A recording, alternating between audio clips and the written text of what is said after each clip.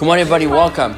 Welcome to Tanya chapter 14. And you welcome home. Page 168. Yes, welcome home. Now, what we're going to do in today's chapter, do you remember chapter 13 was where we started wrapping things up? Dean, you haven't been listening to the recordings, have you? No. Fine, no problem. Okay. So chapter 13 is where we started to wrap up the questions with which we began in chapter 1. Okay? I'm going to give you a quick refresher because it's been a couple weeks, okay? Quick refresher.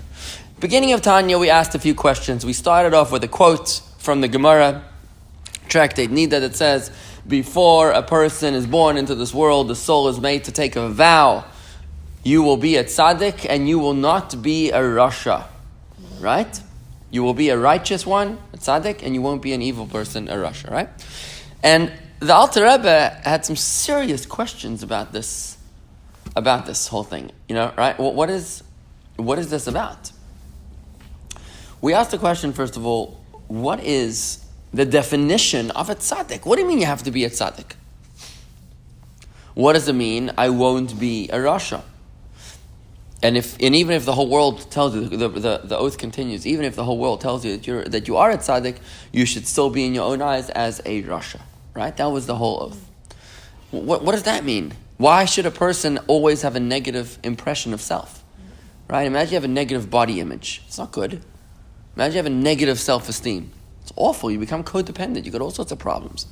Right? Why would the Talmud be telling us that the God wants us to think badly about ourselves? Even if the whole world tells you that you're a righteous person, you should be in your own eyes as a wicked person. This is the oath which each one of us makes before we're born into this world. By the way, today, in 3 years' time, God willing, is Shalom's bar mitzvah. At the Rebbe's bar mitzvah in 1915, just before Pesach, the Rebbe's mother relates that the Rebbe had a disagreement with his father, Rabbi Yitzchak, whose yahrzeit was 6 days ago. And he was crying bitterly. The Rebbe refused to do something that his father asked him to do, which is remarkable because why would the Rebbe ever refuse to do something his father, his saintly and holy father, asked him to do something? Why couldn't he do it? So it came out that what the Rebbe's father wanted his son, the Rebbe, to do on the day of his bar mitzvah was to reaffirm the oath, to re-pledge the oath that he made before he was born. I will be a tzaddik, and I will not be evil, a rasha. And even if the whole world tells me that I'm a tzaddik, I'll be in my own eyes as a rasha. Can you imagine? Reaffirm. Can you imagine actually saying that again? Making an oath, OMG, right? This is intense. Apparently, the Rebbe eventually did make the oath, and then everything was fine. But it was pretty tense moments there. So as I'm just doing a quick recap over here, is that was the opening of Tanya, and the Alter Rebbe asked some very serious questions. What defines the tzaddik? What defines the rasha? Why are we supposed to have this negative self-image, right? He also quoted a piece of Talmud which states elsewhere that the definition of a rasha of a tzaddik is someone who's ruled by his good inclination. The evil one is ruled by his bad inclination, and the Beinoni, the intermediate, is ruled by both. It's like, how can you be ruled by both? What's going on over here? Right? So the way we explained it in chapter 13 was like this. It took us 12 chapters to understand what is a soul. Right? We spoke about this in great length over the past 6 months or 8 months we've been learning this. We spoke about what is a soul, and we've learned that we have not one but two souls. One of them is a piece of God. The other one is an animal soul. Right? One is a godly soul, one is an animal soul. They each have 10 attributes of expression. 3 are intellectual, 7 are emotional. They each have there are only 3 gates or platforms of expression, which are thought, speech, and action. And there's a bottleneck, we said in chapter 9. There's a bottleneck. The two souls are trying to get through thought, speech, and action. Which soul is going to express itself in thought, in speech, or in action? Because you can only do one at a time. You can only either speak Lashon Hara or speak Lashon Tov. You can only either be doing a mitzvah or be doing a sin. You can only either be thinking something holy or something unholy at one time. You can't be thinking two things at the same time. right? So there's a bottleneck. There's a constant pressure inside of us. We're like a pressure cooker because we got two souls stuffed into one body. Now we can begin to understand the differences. The tzaddik is the one who has basically vanquished his animal soul, subdued his animal soul to the point that the animal soul has lost its desire for evil and basically does whatever the godly soul tells him to do. He doesn't even desire evil, right? That's the tzaddik. He's had an internal victory, right? An internal victory. The Rasha, on the other hand, is the polar opposite. He's the one whose godly soul is in a coma. The godly soul is sort of drugged up and in a straitjacket under the dominion of the animal soul. So he doesn't even desire good things, right? Internally, he doesn't even desire good things. He just wants to do bad things. Totally a hostage to his animal soul, right? We spoke also in chapters 10 and 11 about the difference between the various levels of tzaddik and rasha. That there's a inversely proportionate. The more love you have for God, the more you abhor evil. The less love you have for God, the less you abhor evil. So a little tzaddik has only a small love of God, and therefore he has only a small abhorrence of evil. A perfect tzaddik will be the one who has 100% love for God and therefore has 100% disgust for evil. But you have the varying levels of tzaddik, right? On the flip side, you have the rasha, who has love for evil and therefore has abhorrence of godliness. The perfect rasha will have a perfect hatred of God. The imperfect rasha will have an imperfect hatred of God, right? And that's how it works. But right there in the middle, you got the balance. Remember we said they're judged by both? That was the Beinoni. The Beinoni is judged by both. This is the one who internally has a war going, ravaging. There's a war ravaging because his animal soul is not subservient to his godly soul. His godly soul is not subservient to his animal soul. What internally he's like a Rashi. He desires everything, all evil all the time. But actually, practically, he's a vigilante.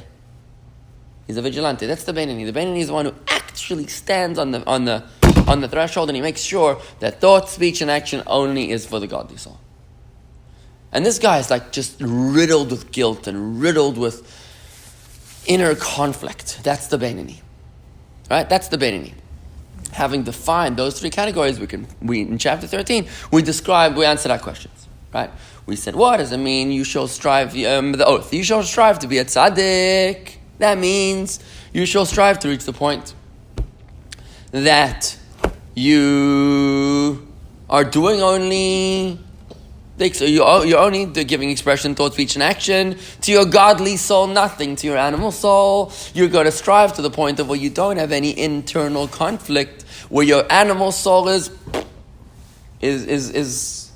restrained and dominated by the godly soul. You're going to strive towards that. Right? That's good. Now we understand what we're trying to strive towards. We know what a tzaddik is, we know what a rasha is. We said in chapter 13, and the second part, we said, and even if the whole world tells you that you are a tzaddik, you should be in your own eyes as a rasha. What does that mean? It means, don't think of yourself as evil. That's not what it says. It says you should be in your own eyes as a rasha. Ke rasha. Don't be in your eyes a rasha. You should be as a rasha. What is the meaning of this, of the simile? The simile as a rasha.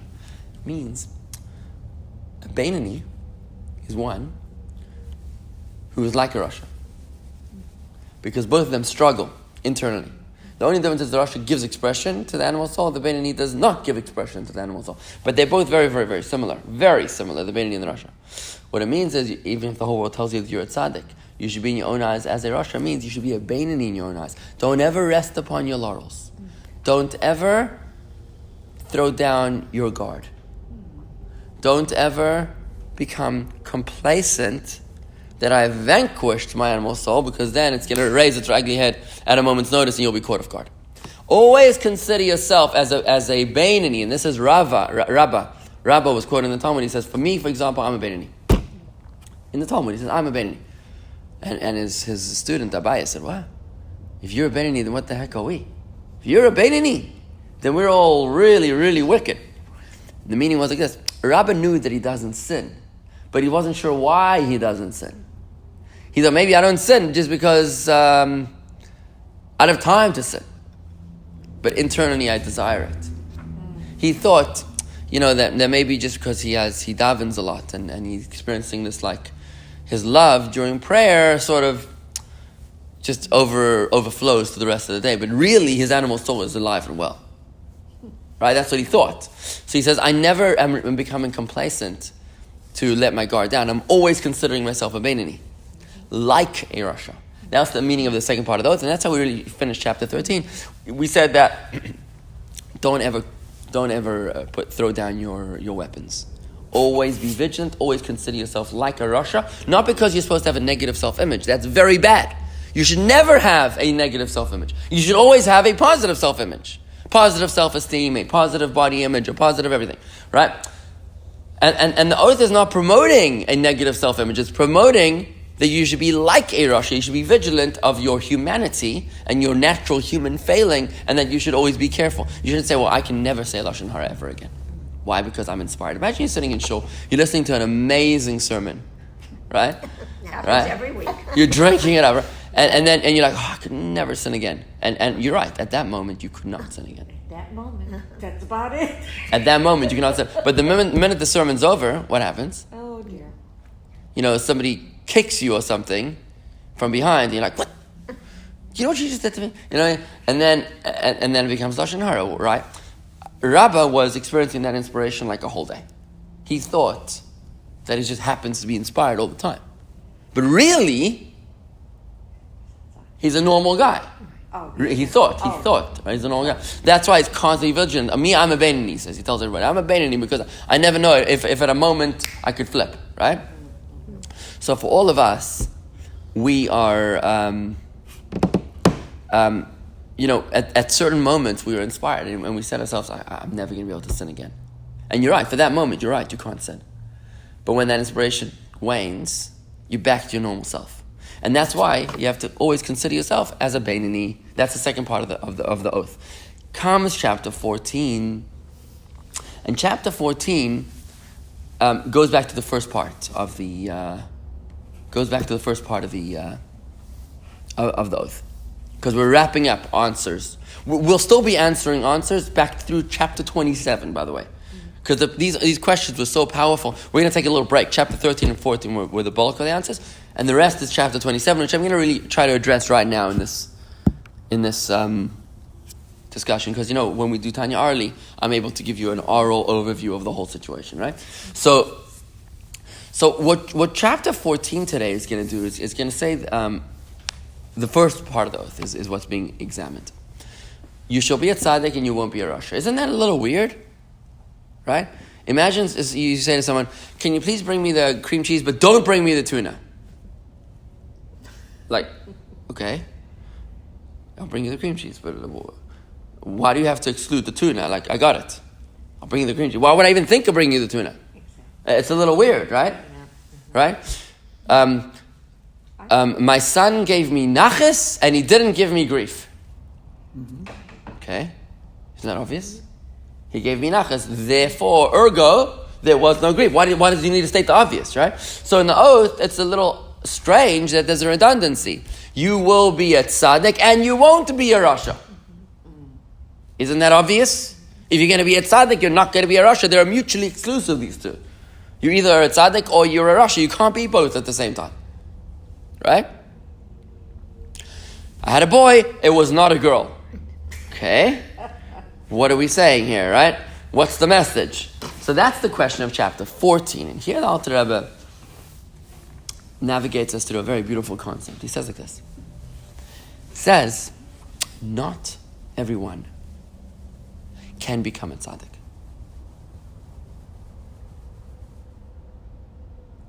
Can't. Not everybody can actually become a tzaddik. Why? What's a tzaddik? Remember that tzaddik, the difference between the tzaddik and the Beinoni. The Beinoni has all of his faculties intact. His animal soul is roaring, his godly soul is roaring, and it's only his rational mindset that precludes any actual expression of the animal soul in thought, speech, and action, right? But the godly soul is really cleaned up house. Sorry, the tzaddik. The tzaddik is cleaned up house. He's actually restrained his animal soul. I want you to picture the scene of a rodeo. I think I've used this analogy before. The rodeo. The guy riding a wild, what are they, oxen, those things? Wild bull. He's riding a wild bull, and the wild bull is not happy about the situation, but he's a very gifted rider, and he knows how to handle the bull. So he's good. He's struggling, but he's hanging in there for dear life. That's the Benini. The tzaddik is the one who took this wild bull, and he's tamed him.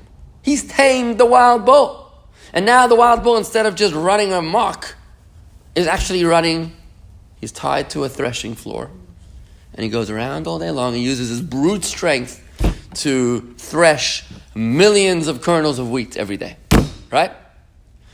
So it's not like he has to struggle like, oh my God, am I going to be thrown off the horse? Am I going to, the bull? Am I going to go to hospital today? No. It's like the guy's tied up. He's going around in a circle and he's, doing his whatever he has to do and finished.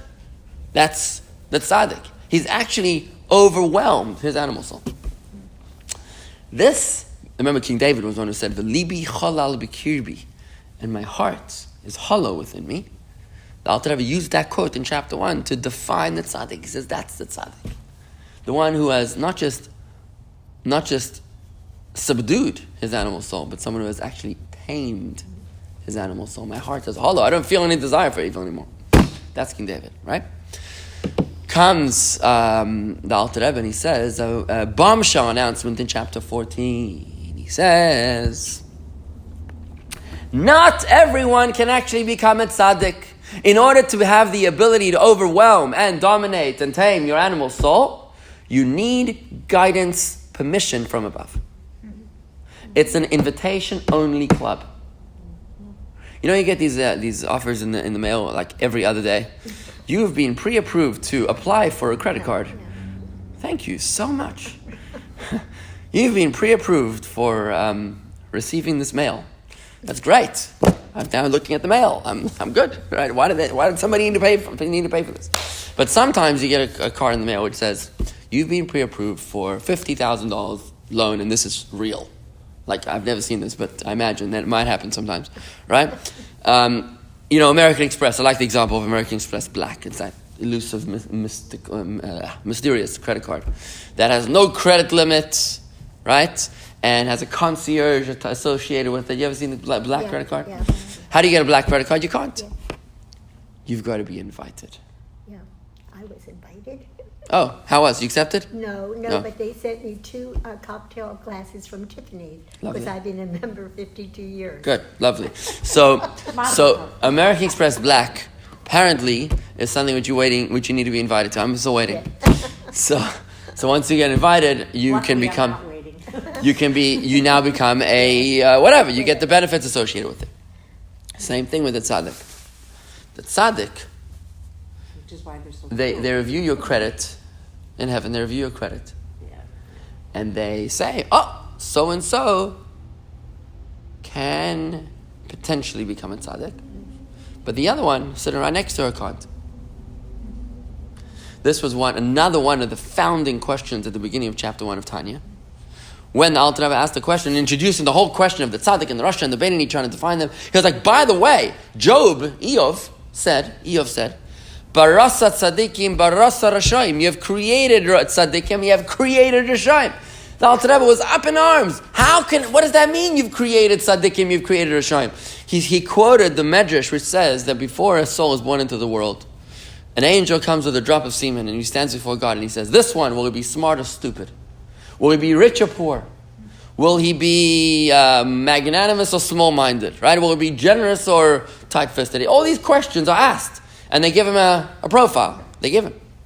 But the one thing that they don't decide is tzaddik v'rasha, will be righteous or wicked. Hakol bidei shamayim, everything is in the hands of heaven, chutz, except for one thing. Hakol bidei shamayim, chutz mi yiras shamayim, except for the fear of heaven. Everything is in the hand of heaven. Who's going to be rich and poor? Who's going to be, traveling and not traveling? Whichever things you got there, right? Who's going to have good style and clothing and who won't, right? All that has been predetermined. Everything's in the hands of heaven except for the fear of heaven. In heaven, they don't know who's going to be righteous and who's going to be wicked because that's your free choice. So the Alter Rebbe asked the question, what does Iyov mean? Job is saying, you have created the righteous and you've created the wicked. You've created Tzaddikim, you've created Rashayim. What does that even mean? It precludes the whole concept of free choice. If they've been pre-created as Tzaddikim and as Rashayim. Comes Alter Rebbe in chapter 14, he says, no, don't get excited. It doesn't mean that he created righteous people and created wicked people. It means that he created people with the ability to become righteous. With the ability to overcome their inner animal soul if they want to, if they work hard at it. You don't have to accept an American Express invitation if you don't want to. You can decline it too, right? It means you've been invited. It doesn't mean you will actually accept it, right? So same thing here with tzaddikim. God has designated certain souls that have the capacity and the potential to become tzaddikim. Whether they will, which means to overwhelm the inner inclination in the animal soul, whether they will or not time will tell. So how is a person going to know that? You don't. That's why the oath says you will become a tzaddik. The oath is you will become a tzaddik. You will aim to become a tzaddik to dominate and control your animal soul. However, what happens if it's not working? If it's not working, that's why comes the second part of the oath, the redundant part of the oath. You will strive to be a tzaddik, and at the very least, you won't be a rasha. Because even if you find out that you're not getting anywhere, you're banging your head against the wall for 35 years, and you're not making any progress with your animal soul, even if you're not getting anywhere, at the very least, you won't be a rasha. That's the second part of the oath. It's not redundant at all. Because a lot of us will say, well, the moon or bust. If I can't be a tzaddik, I'm just throwing in the towel, I'm eating pork. Right? Some people do this, right? They say, well, if I can't be religious like a rabbi, then I'm not doing anything at all. We know a lot of people that think like that. If I'm not going to pray 3 times a day and walk to shul and keep kosher and everything else, I'm not doing nothing. And I always say to them, what are you talking about? What are you doing? Just one step at a time. You don't become an astronaut overnight. You just, first let's learn how to, little things. And so the question is, that I have, if you're given the offer, as you put it, and you accept that, like the credit card, there's a lot of things you still have to do to maintain See, that's the thing. that privilege and that status. That's the thing. It's hard work, probably. What is hard work? No. To keep up the status? Yeah, well, you probably have to, there's probably all kinds of different, fine print. Like you say, you're going to go ahead and you've tamed.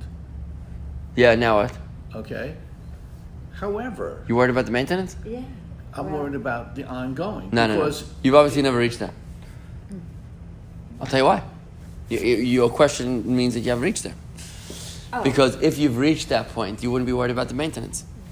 Why? Because if you've reached the level of a tzaddik where you've already tamed your animal soul, you actually don't have any more struggles. You don't actually have any more struggles, which is actually the question in chapter 15, the next chapter. The Alter Rebbe is going to ask a question. He's like, okay, what's the point of living? Let me just finish the question. What's the point of living as a tzaddik who has no further struggles anymore? You have no obstacles to overcome. You've already vanquished your animal soul. Remember King David said, my heart is hollow within me. You don't desire evil anymore. You've literally tranquilized your animal soul. So you're not struggling anymore. So the maintenance is relatively nothing. What? Then the neshama should be ready to go right back up to God. That's the question of chapter 15. What's the point? Yeah. So I look at it like people get for instance, let me use this, I don't know if it's a good analogy. They get a pit bull. But it's tame. It's theirs. It's tame. No. To a pit bull, a pit bull is very different because when you have a pit bull, I don't think it's even possible to tame a pit bull. You can convince yourself that you've tamed a pit bull. How many pit bulls have attacked their owners in the past 12 months? A lot. So you're just deluding yourself to think that you've tamed your pit bull. So I'm going. Let me ask you a question. How many going sparrows have attacked their owners in the past 12 months? How many sparrows have an owner? All right. My point is, a pit bull is not an animal that you tame. Okay, It's like, in Saudi Arabia, they have cheetahs. the They tame cheetahs. I guess my pet is a cheetah, right? And then the cheetah eats him alive, and he's like, oh, I don't know what happened. Right? It's a cheetah, for heaven's sake. Do you know what I mean? It's a lion. You have a lion in your living room, right? In the circus over there in Vegas, every once in a while, somebody gets etten by their own act, right? Well, that was just That's why they pay them so high, because they know that it's not going to last forever, right? So, Siegfried and Roy, right? Yeah. So the point is that you don't tame a lion. The Talmud actually rules that certain animals are untamable. There was a whole discussion with Maimonides. So is your animal soul Tameable, yes. Okay. That's the whole point. the Beinoni. It's not the Beinoni. It's not the Beinoni. It's not the Beinoni. it's not It's the tamed. tzaddik. No, but if it's not tamed, if it requires maintenance. Yes, that's the Beinoni. Correct. That's- But my question is, Is it tameable? And he's saying yes. Yeah, the answer is yes. In other words, your animal soul, let me put it this way. Your animal soul is not a lion or a king cobra. It is a cow. Now, if you take a cow and you put it into a china shop, you know what's going to happen? Not pretty. Actually, they did that once. And how did it go? It went fine. It did nothing. In your version. No, they actually did that. All The right. insurance company. Point is, if you take But I know your a point, bull yeah. in a china shop, Right. it's not going to go over too well most of the time, right? And even if one time it did go over well, right? I'm not going to bet on it. You can't count on that. Exactly. However, if you take that cow and you chain him to a threshing floor or to a yoke and you have him schlep stuff, right? You'll be okay, right? That's what cows do. They're tameable, right? That's what your animal soul is. Certain people, and there's different other places in Chassidus talk about this, about how different people have different animal souls. Some people have an animal soul which is like a goat. You know what a goat is? Stubborn like a goat, right? Some people just have a goat animal soul. Some people have a sheep. people like that. A sheep animal soul. A sheep just loves to follow orders. So Shepsele, leave him alone. Let him do his thing. He doesn't harm anybody, right? And then you got another guy that's just a wilde chaya bull. He just can't take a guy anywhere. You know what I mean? You have different kinds, but nobody's a lion. Nobody has an animal soul just a lion. There'd be too much for us human beings to handle, and God doesn't give us that kind of animal soul, right? Okay. but when going back to the tzaddik question and that they don't predetermine Yeah. that one detail. Yes, But when we've talked about the reincarnation of souls, Ilgul Nefesh, I mean, you're coming back with a soul that has certain work to do and certain capabilities from before. So isn't that like being predetermined? All right. Now you're throwing in this whole reincarnation thing, right?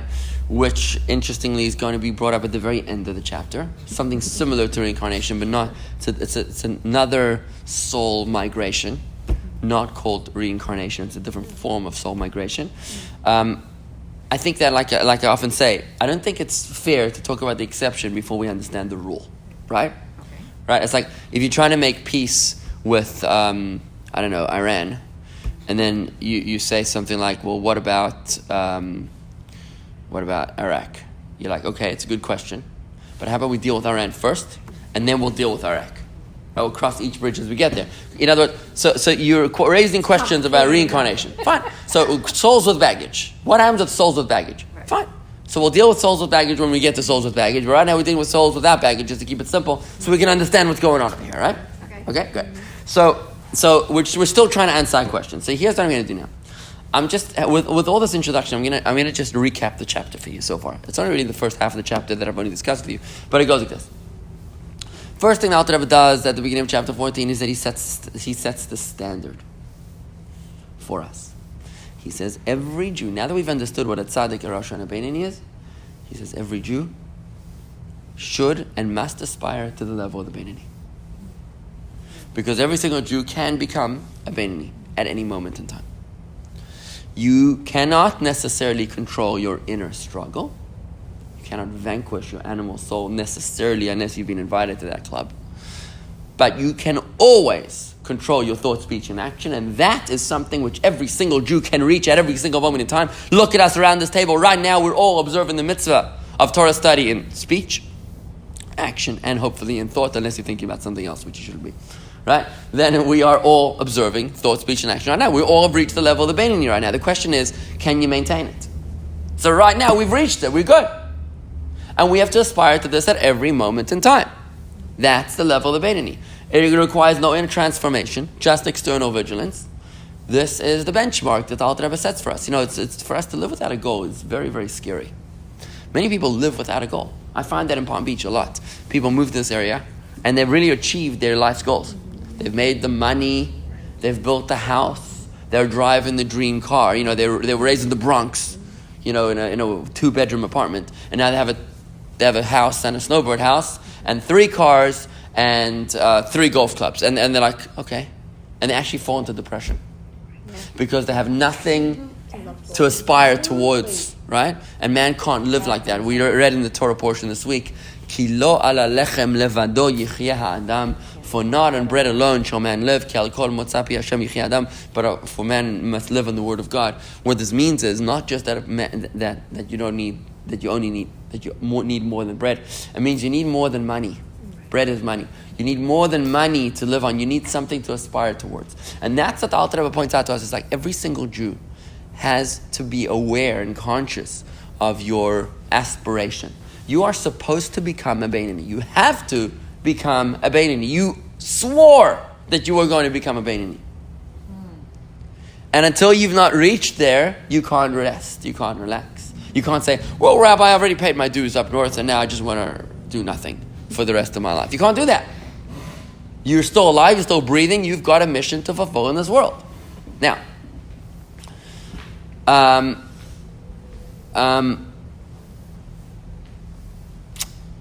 okay, now I'm going to skip the first quarter of the chapter because the first quarter of the chapter is really very surprising. It's very, very surprising how the Alter Rebbe throws in the first quarter of the chapter. I think I'm going to have to deal with it a little bit later. But for now, I'm going to skip to the second quarter. I'm going to skip to the second quarter of the chapter, which is what we've been talking about so far. I'm just going to summarize it, okay? But the first quarter is like really surprising that it's thrown in out of left field. It's beautiful, but it's very, very, it needs a lot of introduction. So, everyone can reach the level of Beinoni externally, but not internally. You can't become a tzaddik. To become a tzaddik, you need to be invited to that level. This is the meaning of Eov's statement, Job's statement.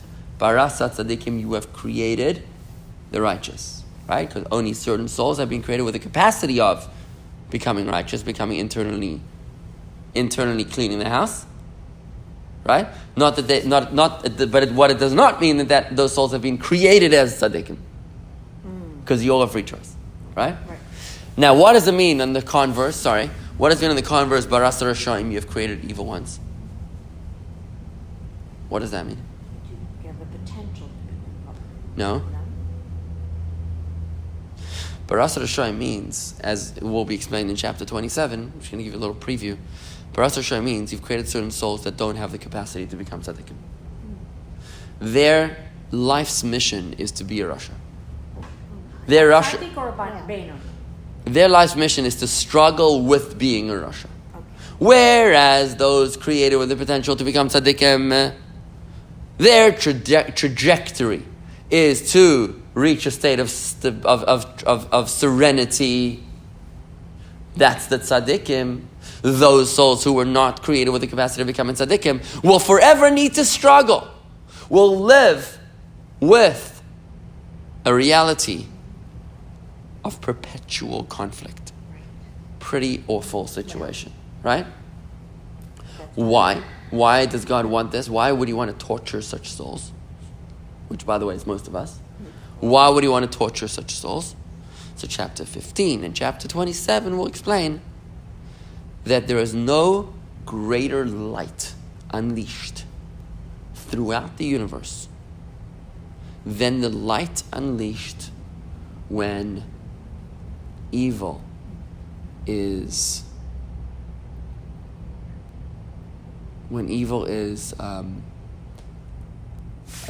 subdued. No greater light. An infinite light. Kad iskafia. I quote from the Zohar in Aramaic. Kad iskafia sitra achra. You know what iskafia is? Yeah. Kad iskafia sitra achra. When the other side of evil is subdued, istalek yekara dekut shabrichu b'cholu almin b'shaveh. The glory of the Almighty, the infinite light, radiates uniformly.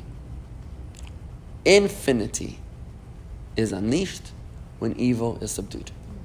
So you've got two kinds of soldiers here, right? If you remember when Yitzchak wanted food from his son Esav before he blessed him, right? He said, "Go out and hunt and bring me foods." So Yaakov comes in and he says, "I brought you two kinds of food. I brought you, the sweet and the sour or something." He says, right? And the Chassidus explains that there's two kinds of food. Certain kinds of food are sweet, other kinds of food are sour, right? Some people like the sour food. Some people like the sweet food, right? The sweet represents the tzaddik's avoda, the avoda, the divine service of the tzaddik. Sour represents that which is yuck, right? But really, it's a developed taste. And that's the avoda of the Rasha, who struggles and subdues and overcomes. Their work is not in vain. The purpose of life is not to reach the finish line. The journey is the purpose, right? Okay, so that's what it means. We've now clarified the statement of Eve, the enigmatic statement of Eve, which was introduced to us at the very beginning of chapter 1. And now we're at chapter 14, we've really answered this question. You have created righteous and you have created the evil. Right, now we understand what that means. Not as righteous and as evil, but with the potential of becoming righteous, inner cleaning the house, and with the potential of just staying wicked the whole life, right? Nevertheless, even those souls who were not given the capacity to become tzaddikim, even those souls who were not given the ability to become tzaddikim are not exempt from trying. And they need to avoid evil at all costs. And now that's how we said the double expression. Swear to us that you'll become a tzaddik, and that you won't become a rasha. What does that mean? You will become a tzaddik. You will do everything in your power to become a tzaddik. Right? What does that mean, to do everything in your power to become a tzaddik? It means that you're going to meditate. You're going to try to emulate the ways of the tzaddik by meditating upon the uselessness of evil, to try to bring yourself to disgust and abhor evil, and to meditate on the value of holiness, which will bring you to loving holiness. Remember that tzaddik is the one who loves God and therefore hates evil, right? Remember? You may actually reach a genuine love and a genuine hatred, or it might stay in the realm of the fantasy, says the Alter Rebbe. If you're not capable of truly becoming a tzaddik, then your love will just be fabricated. It won't be a real love. It won't be genuine. Right? But even if you're not capable of truly becoming a tzaddik, you are obligated to keep on trying. And even if you don't reach it, at the very least, you're going to make damn sure that you're not going to become a rasha, right? And that's the purpose of the double oath, right? That's the purpose of the double oath. The Alter Rebbe says here that what's the point of trying to reach something which you can't become? That's what I was going to say. Why not just try and become a Benoni? Well, Just to be the Alter Rebbe says two things. He says, first of all, It's not good enough. he says two things. He says, first of all, even if you're not actually going to reach a genuine degree of love of God and hatred of evil, you are doing your part. And you're doing your part of the deal, and God can decide to deal with that how He wishes. He might decide to open an invitation to you to join the club. Right? That's one way. Or, and this is very, very inspiring, the next point. He says that Hergel nasa teva sheni. Hergel, our habits, become second nature. If you want to adopt a characteristic that's not something, which not yours, do it 2-3 times as Maimonides. Just do it. If you're a selfish person and you want to become a kind person, what do? sit down at the table, the kiddush table, and ask the people at the table, does anybody need a drink? And go bring them water.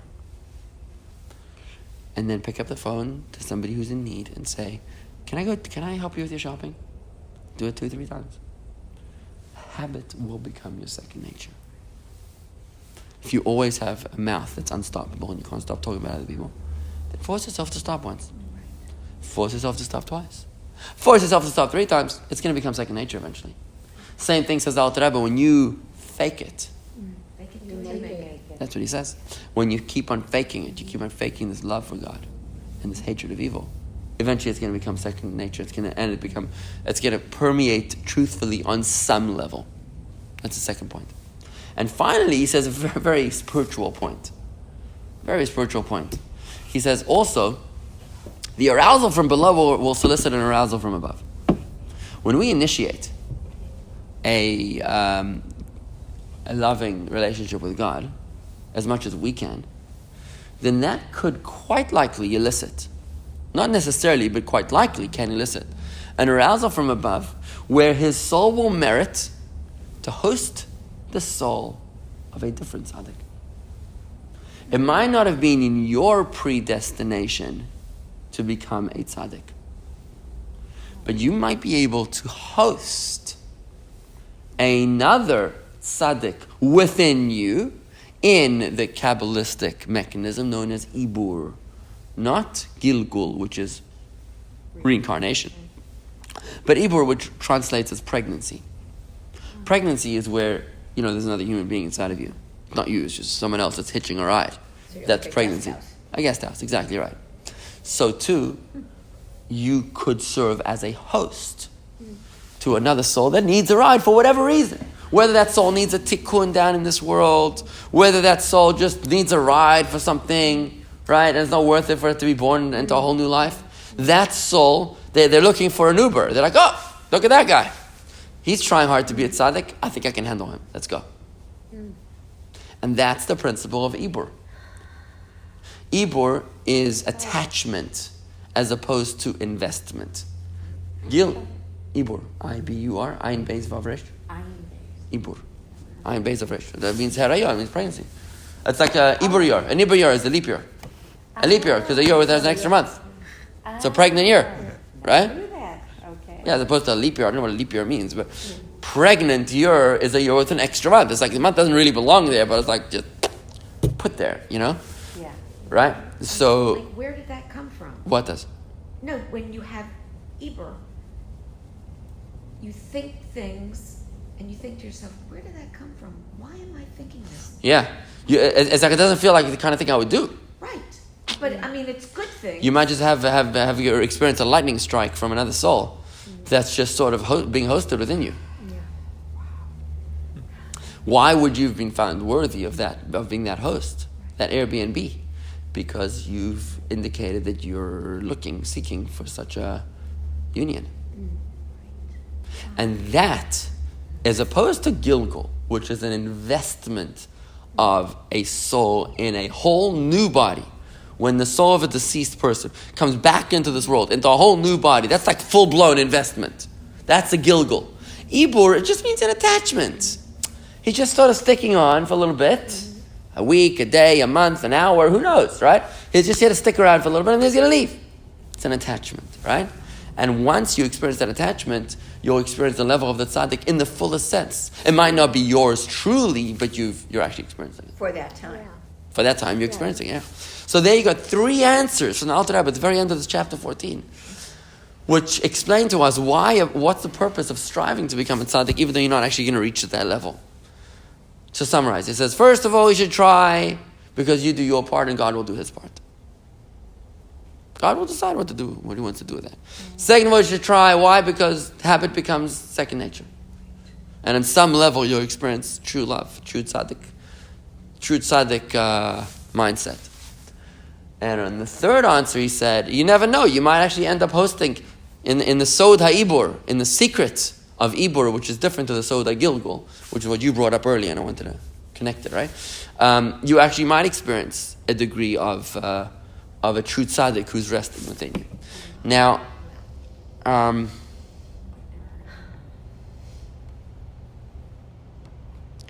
Yeah, so that basically is the content of chapter 14, with exception of the first quarter of the chapter.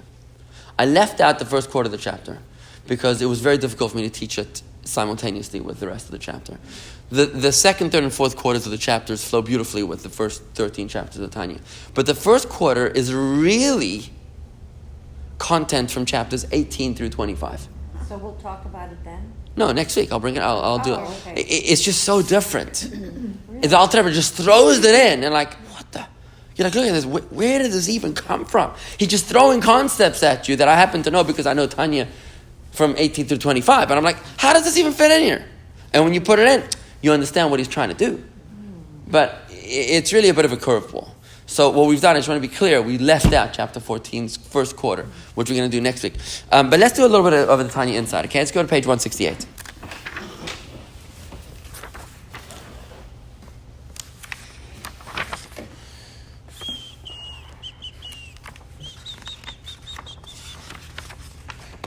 Okay.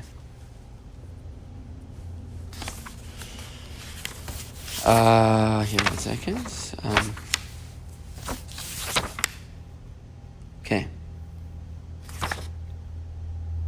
Okay, let's start at page 168, right?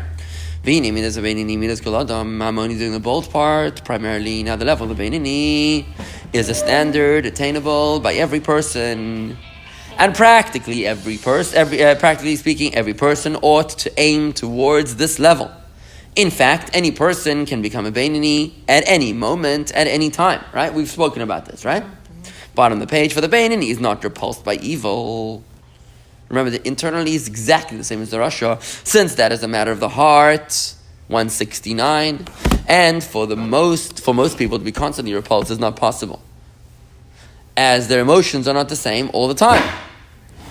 As we have seen, the Beinoni is not in control of his deep emotional core and may be troubled by conflicting selfish emotions. Sometimes during moments of spiritual elation, he will find it easier to quash those urges, while at other times when he's feeling low, it will be more difficult.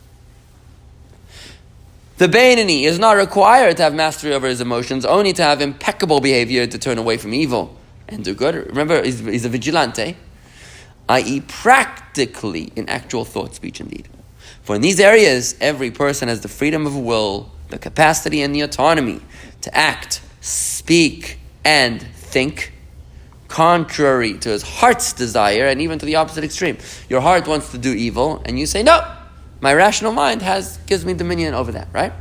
This is the basic doctrine of free choice, which has been clarified by Maimonides. The Tanya now advises us how to apply it practically on every occasion so as to achieve the self-mastery of a Beinoni. The next part right now is the part that I did not do today, first quarter of the chapter. Okay, but what I do want to do is skip for a little bit. I want to skip to page 174. No, 173 actually. Middle of 173. Can you see that is why Job said? Right? That is why Job said, middle of 173. Master of the universe, you have created tzaddikim. In chapter 1 we asked, how could Job imply that God creates a person as righteous when there's surely something left to an individual's free choice?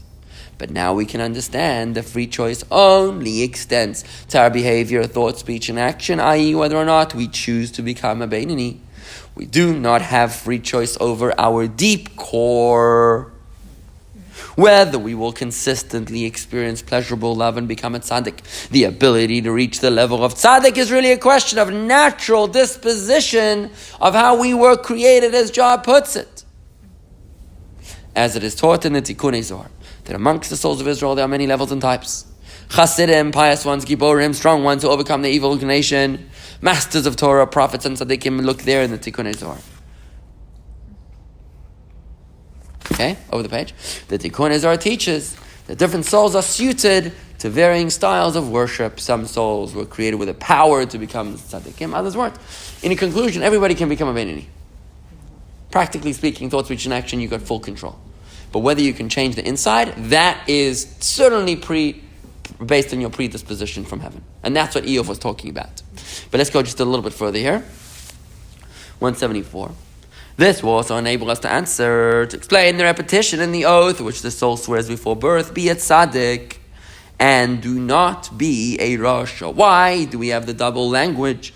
The redundancy at first glance seems bizarre. Because if the soul has already been made to swear an oath to be a tzaddik, then obviously it's not going to be a rasha. What is the point in making him swear a further oath? Don't be a rasha. Right? So far, so good? Can you follow my cadence? We did not pose this question in we did not pose this question in chapter 1, but now we can answer it. The Alter Rebbe didn't throw this particular question at us about the double language in chapter 1, but we can still answer it now. Rather, since not everyone is privileged to become a tzaddik, it's not enough just to promise to be a tzaddik, a task in which the soul may never succeed. For a person does not have a significant degree of free choice whether or not he will experience a steady, pleasurable love for God, which is the hallmark of the tzaddik, or if he will on a constant basis absolutely detest evil. These two qualities being the hallmark of a tzaddik. You don't know if you're predisposed towards this. Therefore, since the soul may not succeed with the first oath, it is made to swear a second oath. If you try to become a tzaddik and you do not succeed, at the very least, comes the second language, don't be a rasha and actually sin. Rather make sure you remain a beinoni, because in this matter, every person does have the freedom of choice and autonomy to overcome the desires which arise in his heart and to win over his impulse to evil, so that he will not be a rasha, even for one moment in his entire life. And this consistency is possible both in the area of turn away from evil, refraining from the negative, and in the realm of do good, positive behavior, of refraining from the negative prohibitions of Torah and adhering to the positive commandments. And good refers to nothing other than Torah, namely the study of Torah, which is equal to them all. As we have discussed at length in chapter 5, the most intimate bond you can have with God is through studying Torah. And this is available at every spare moment for the Beinoni. That's a wrap. Any questions?